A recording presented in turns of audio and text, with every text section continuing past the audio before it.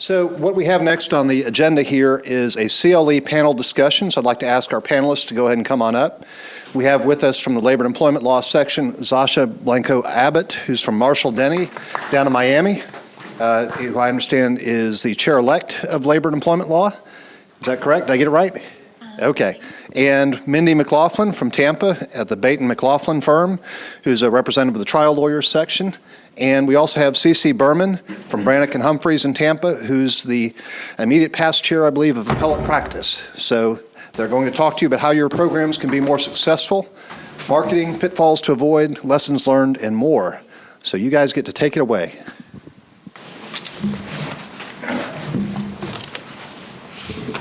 Thanks so much. Good morning, everyone. I'm Ceci Berman. I am an appellate attorney in Tampa with Brannick and Humphreys, and I am out of leadership now with the appellate practice section, but I came up through CLE before I went through leadership, and the three of us, Zascha, Mindy, and I, are going to split some time each. We're going to shorten it up so that you remain on time, and we have a pretty broad topic today. As you just heard, we're talking a little bit, you might hear a little bit about nuts and bolts of a CLE, a little broader marketing discussion, aftermarket sales, a variety of topics, and we'll try not to climb all over each other too much.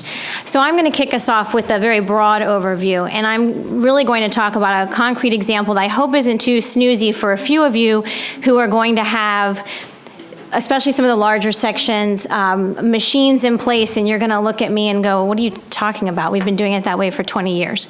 But in the appellate practice section, we haven't. And I'm going to guess that there are a few sections in this room who might be in the same spot we were in.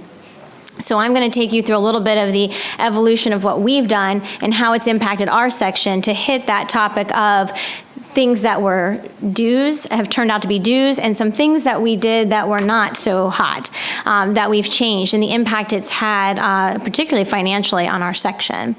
So I'll start with that, and then I think Zascha will follow me with a little more of the drill down on the CLEs themselves.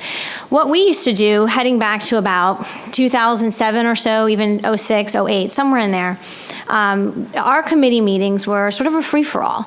You would show up to a CLE committee meeting. They met at that time 3 times a year in conjunction with the bar meetings, and you would sit down as part of the committee if you were on the committee, and it would sort of become a, hey, what do you think? It's January. What should we do next fall? They're going to have new e-filing. You know, maybe we need a CLE about paralegals e-filing in the appellate courts. Or, I just had this interesting bankruptcy appeal. Maybe we ought to talk about that. I mean, that's really sort of how it went.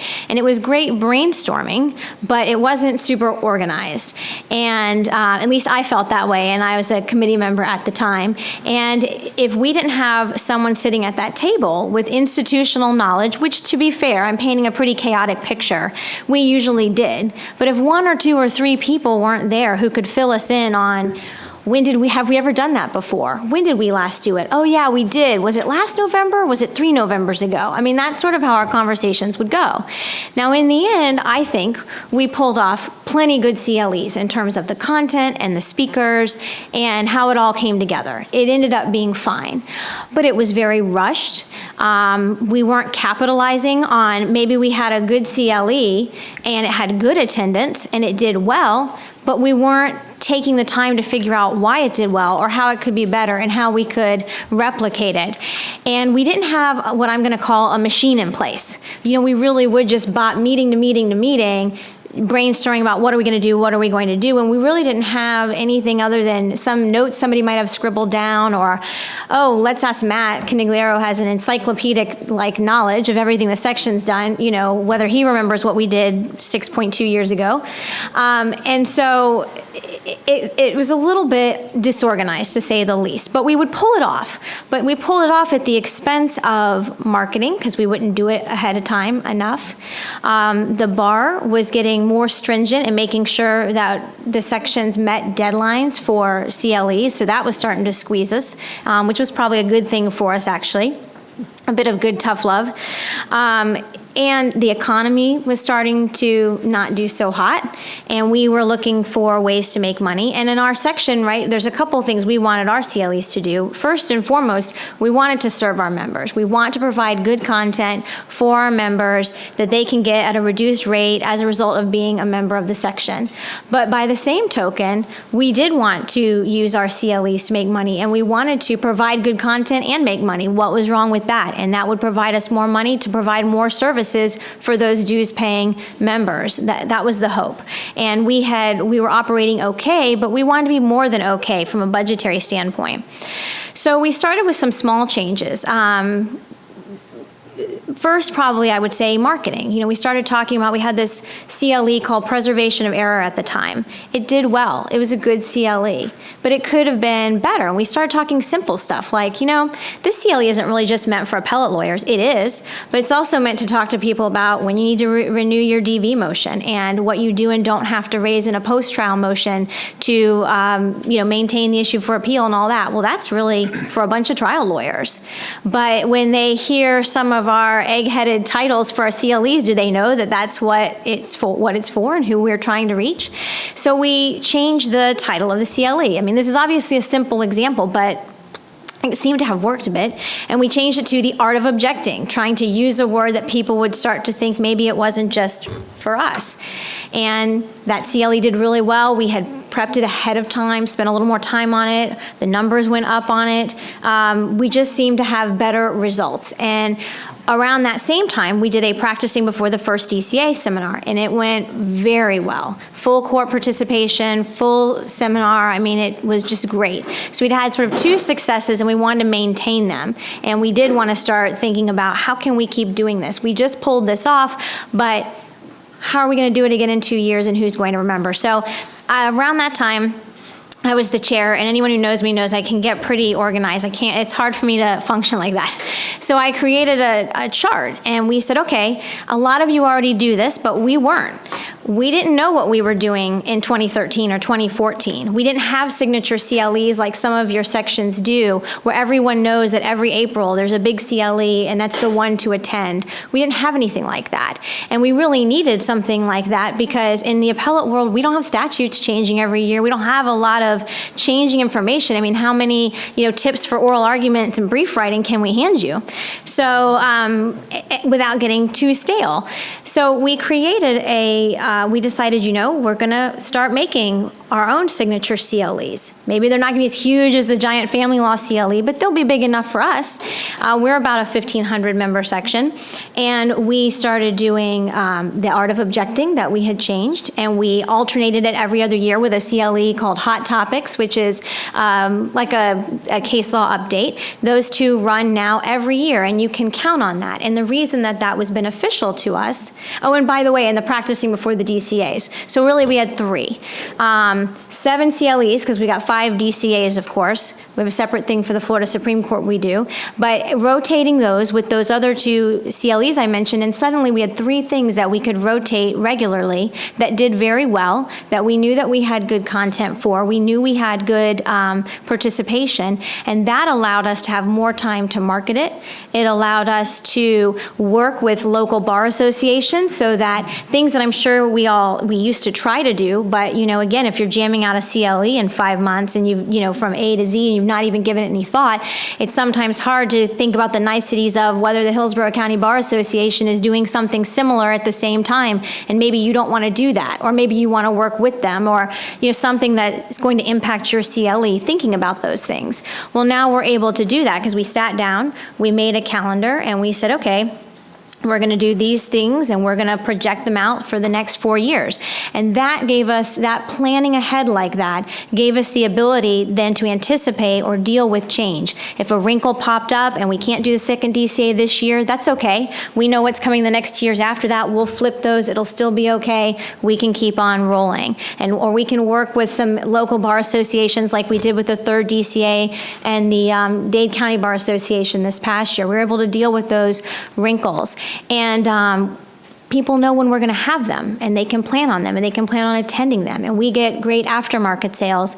And it allowed us the luxury of just better planning, better marketing, getting our stuff together, getting it together.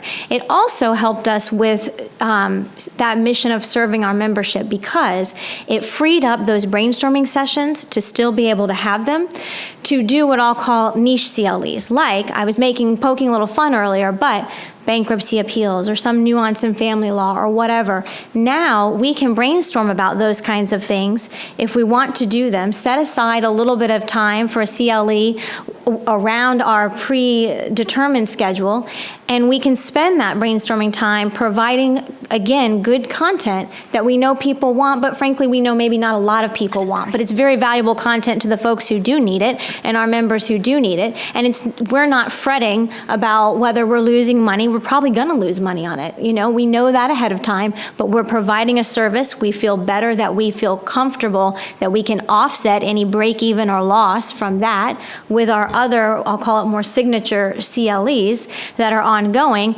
and we're accomplishing both goals that way. We are still putting out good content, making sure we provide that service to our members, making sure they get what they need, whether it's the bigger CLEs or those more narrow CLEs that are useful to just a small group of folks, but useful to those groups nonetheless. And then we're able to market it all ahead of time. And I asked Joanne Shearer, our section administrator, was really helpful this week. She helped me out and pulled some numbers. I wanted to see what the trend looked like, because I knew what it was, but I didn't want to misrepresent any numbers. And it's not our net, it's our revenues, but during the time frame I'm talking about, the percent increase in our revenues runs anywhere from the upper 30% almost to the upper 60-some-odd% change and increase. Now, obviously, when you make a change like this, I don't know whether those changes are exclusively due to that. There's a lot of other things going on. The economy got better. I mean, you name it. But it certainly made a difference for us in terms of planning, being able to have an idea of what worked, keeping better records of what worked and what didn't work so that we can move forward. And it seems to be serving our membership very well, both financially and in terms of presenting them with good CLE content. So that's all that you're going to hear from me. I just wanted to tell you about our evolution so that if some of you are in the same boat we are in, it's been a great experience for us, and it seems to have made a really big difference. And then I think Zascha will talk about sort of the nuts and bolts about then the things I know you all think about, like location, where are you going to have it, when are you going to have it, who are you going to have speak, how are you going to do it in the format, and all those good things, which, by the way, in the manual that Dixie sent around, I think it's called Program Chairs and Steering Committee or a section like that, has some very good tips in it. I read through it before I came today, and I didn't want to be repetitive of what you can read there, but there's some really good information in there as well. So I'll turn it over unless anyone's got any questions. I meant to say at the outset, by the way, feel free to interrupt us, ask a question if you have one, or save it for the end. That's fine too. Feel free, if you have any questions as I'm speaking to, just let me know. Essentially, I wanted to discuss some of the things that have been helpful for the labor and employment section's CLEs. I thought I came up with an acronym, TEAM. You need a good team to put these CLEs together, and TEAM stands for timing, effectiveness, attendees, and marketing. I'll generally talk about some of these things that you should keep in mind when you're putting together these CLEs. First of all, the timing. The timing is going to be involved throughout the whole process. At the very beginning, right around now, we should be planning the CLEs for the entire year and have an idea when they're going to be, what the topics are going to be, who the co-chairs for each program will be.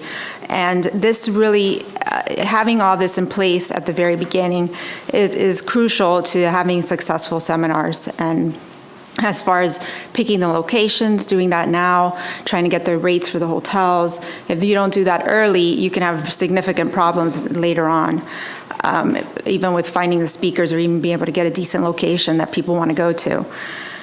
Our section does have generally 4 programs that we do every year. We have one intermediate one, we have one that's advanced labor topics, and we've got a one that we've been doing with the section, the local government section, for various years, and we also have a certification review one that we do every year. Now, and these are always developed throughout each year. We try and make them better and see what worked the year before and continue to improve them. But it's good that we already have those in place. One of the things that you want to think about also when you're scheduling these as far as timing goes is make sure that the date you pick is a date that's not going to interfere with a big event that's going on locally in the same, or in your subject area. If you do a subject area, like, and there's a competing, like for us, the labor and employment section, there might be NELA, or there may be the ABA section of labor and employment. They happen to have a program at the same time you want to do a program, then you're going to lose attendees. So it's important to take a look at all of that when you're scheduling. You also want to see what's going on with the local bar to see if the local bar maybe you could get as a sponsor. If they already have a set, for example, for us, the labor and employment section, some local bars have a labor and employment committee, and we've had that committee co-sponsor events. So that's why it's important to work with all the other, get the timing in place and see how long you want your program to be. Do you want to fit in a social event and at what time, and those types of things to think about. The effectiveness of the program. Again, planning ahead, and the timing will make it more effective. But you also want to think ahead. When you select your co-chairs, what we do is we'll have co-chairs for each program, and we try and select people that will have the time, that are interested in doing these programs. We want to focus on the recent developments in the law for these programs, and so that we're able to get the appropriate topics that will bring in more people. Keep your section administrator involved as well. The section administrator will be very helpful because they'll have a wealth of knowledge on doing these programs for years before. So they'll help you with what the specifications are for the speakers, the materials, the deadlines, and with getting the hotel locations and getting them reserved. And you'll see that there's a lot of legwork that goes on that you'll need their help with. As far as attendees, put yourself in the shoes of the attendee. What are the attendees going to be interested in? What's going to draw more attendees? Think about that for each and every program you're putting together. What we've tried, some of the things that we've done to try and draw more attendees is we've tried to get some national speakers that are going to be harder to come to one of these events, from DC, the NLRB, or from the EEOC. We've had some DCA judges as well. Things that will draw more of an audience that will help the attendance. We also try and choose a location that's easier to travel to. Sometimes a place could be a wonderful destination, but if it's going to take a lot of the attorneys 7 or 8 hours to get there, you just may lose a lot of attendance. So it's good to think about a lot of them in Orlando or West Coast of Florida. They seem to be easier for a lot of people to get to, so it increases the attendance of the program. Also, if you're able, which goes back to the timing, when you're able to get a nice resort, some people prefer to be, if you're able to get a nice rate for a nice resort, that'll help attendance too, even though it may not necessarily have to do as much with the speakers. It's important also to, I think, in each of the programs, even if there's some nuts and bolts areas of the law that will be covered, to bring in some topics that are going to be significant, that are recent, even if it's new cases, so that the more seasoned attorneys still feel that they have something they're going to gain from it, not feel like I already know everything there. In particular, one of the things that we did recently was our certification review program that we've been doing every year. We ended up changing the title to, we added that it also included recent developments in the law, so that people didn't feel that if they weren't going to get certified, they had no reason to attend the seminar. And that increased attendance tremendously. And it's been a very popular seminar. And then as far as marketing, the marketing also, you want to have everything done, start marketing early on. The fact that you have similar programs each year after year in itself, having the program will be significant marketing for you. Our section, we've used social media, we use LinkedIn, we put it on Facebook. These things help, getting the word out. The people that are going to participate, try and get them to help out and sending emails to their colleagues and use your local bars to try and get them to co-sponsor. They'll be happy to do that at no charge, so long as they don't have competing events at the time. And we also use our publications, our email blast and everything to get the word out. And every time you get it out, it really does help increase the attendance. And again, how having good, effective programs and having everything done early really does, in essence, later on help the marketing as well. So, does anybody have any questions? Okay, so I've been tasked with talking about the aftermarket sales. So before I begin, my name is Mindy McLaughlin. I am currently the Secretary-Treasurer of the Trial Lawyer Section, but I'm coming off of being the CLE Chair, and it's in that capacity that I'm going to be speaking with you. But I must just reflect when you mentioned something about the timing, because this is a pretty remarkable thing that happened in our CLE that if you wrote a movie, you probably couldn't plan it any better. But I will just advise that it's very, very important for your CLEs that your CLE chair, your program chairs, have a very close relationship and a very easy way to communicate with your speakers. And so where I'm going with this is, in 2014, we as a section were going to put on, the trial lawyer section we're putting on an advanced medical malpractice seminar. This was in the works for about 8 or 9 months at least, because we wanted to do one. It was time for us to do one. We do one roughly once every 2 years or so. It's not an annual one, but every couple of years. And we wanted to make sure that we started early in the planning and getting the best speakers we possibly could in this area. So the seminar was picked out, and it was going to be March 14th of 2014. And that may not have any meaning to anyone here in the room that doesn't practice in medical malpractice world, but I will tell you that 11 years earlier, the legislature put medical malpractice caps in place, and an 11-year battle ensued as to whether these caps were constitutional or unconstitutional. It's only probably the single most important issue in all of medical malpractice. It went before the appellate court. It went up to the Supreme Court. This is a year's battle in the making, and it's been several years. So after the first few months after oral argument, the next few months, the next few months, the next year, everyone just sort of figured we're never going to get a decision on this, and we'll just keep fighting our fights and taking our positions. And the evening of March 13th, 2014, the McCall decision came down. On the eve of our advanced medical malpractice CLE. So everybody there wanted to know, how did we pull that off? Who did we pay off? And how did we get with the justices to make that happen? So we contacted all of our speakers. We gave them the 80-plus page opinion with robust concurrences and oppositions and said, this is what tomorrow is going to be about. Get ready, because our entire panel of people were going to be interested in talking about that, and they were. So that's just one of the, please go with the flow and be very prepared at CLE for anything to happen, even the unexpected, and make sure your speakers are available to be flexible and change their topic areas. But it was definitely one of the best, most interesting timing scenarios we've ever had.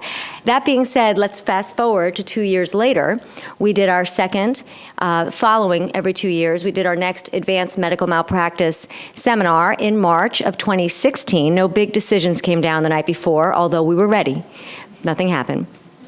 But as our fabulous section administrator had advised, that we enter the world of aftermarket sales and technology and the difference that it can make for the sections. And that's what I'm going to speak about now for the next few minutes before we take any questions.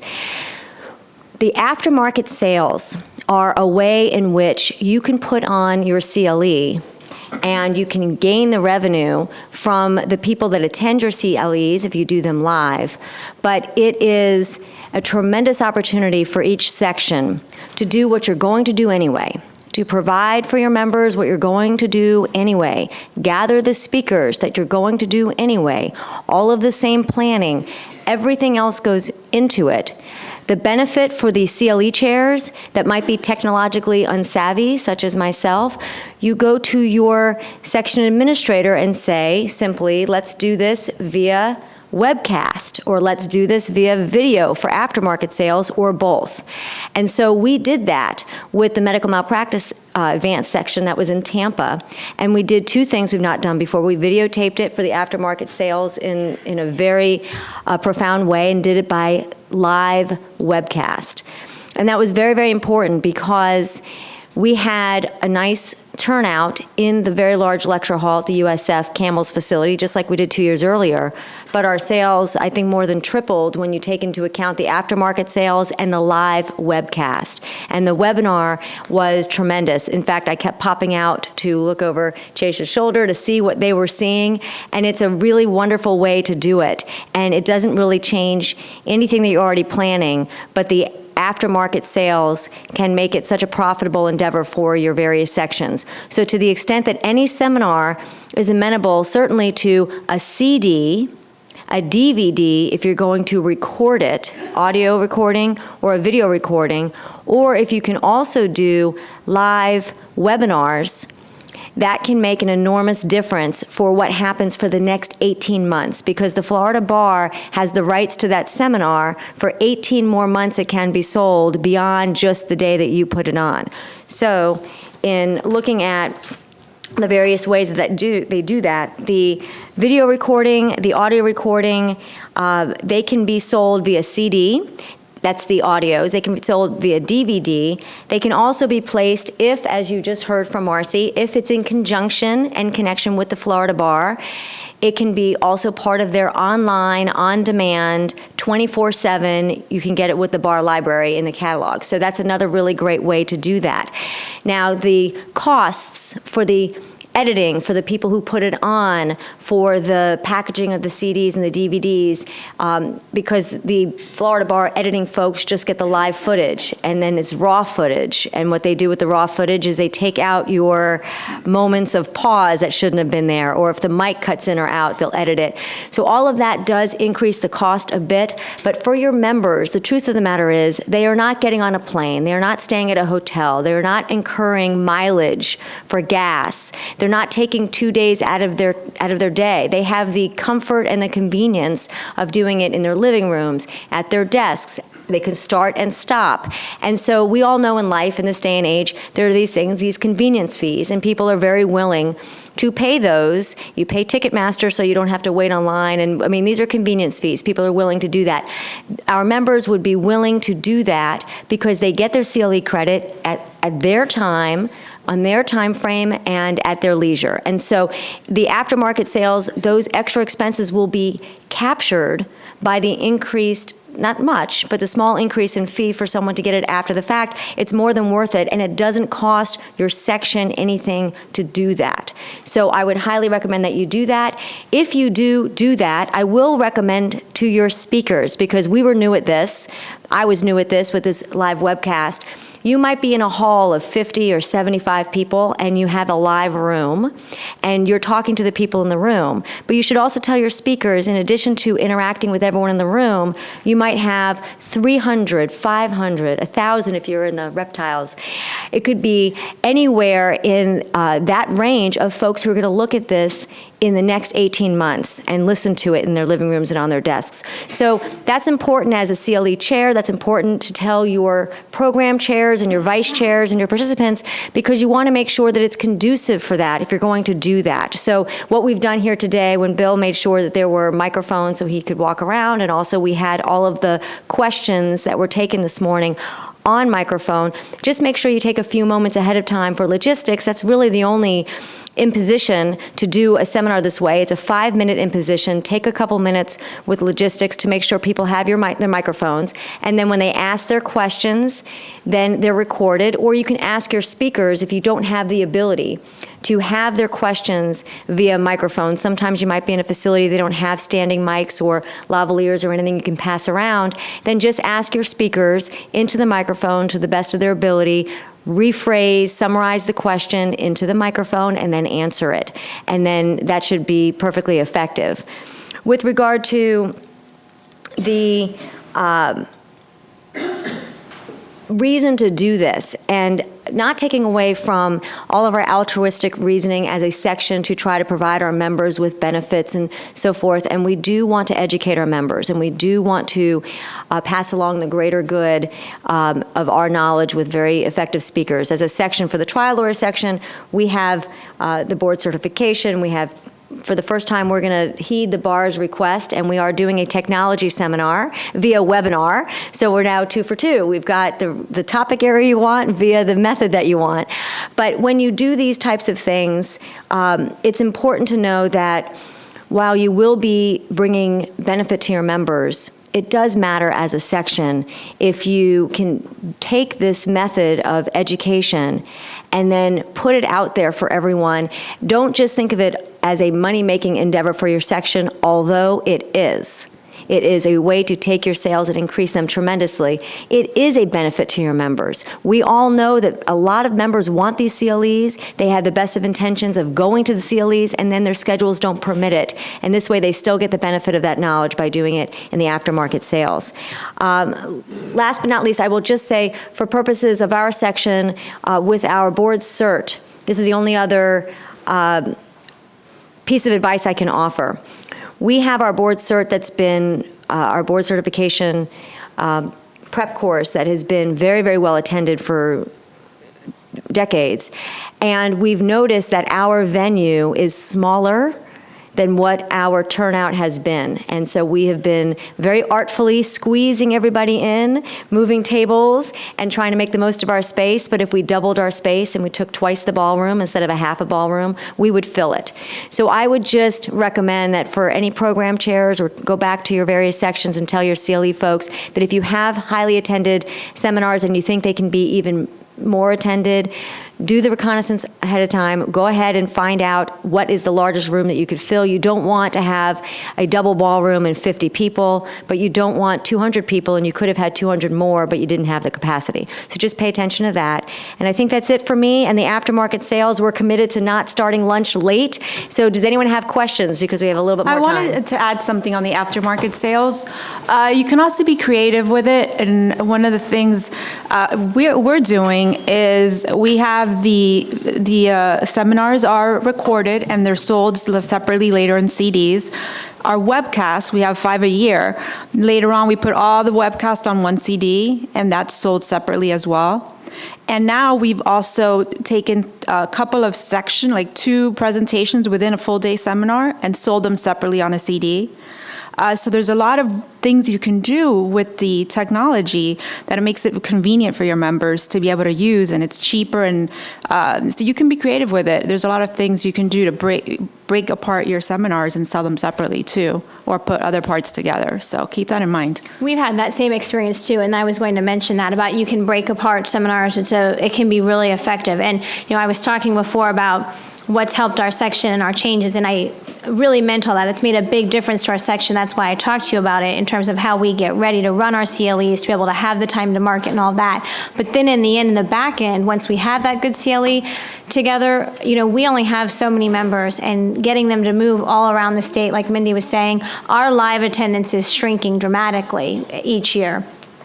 Aftermarket sales is absolutely the way to go. Webinars, it's how we do everything. And that's hands down a major factor, I think, and I think our leadership would agree, in our change in our CLE revenue as well. So Mindy is correct. For anyone who's not doing that, I strongly recommend giving it a try. All right, do we have questions? Questions? Everyone's that hungry, really?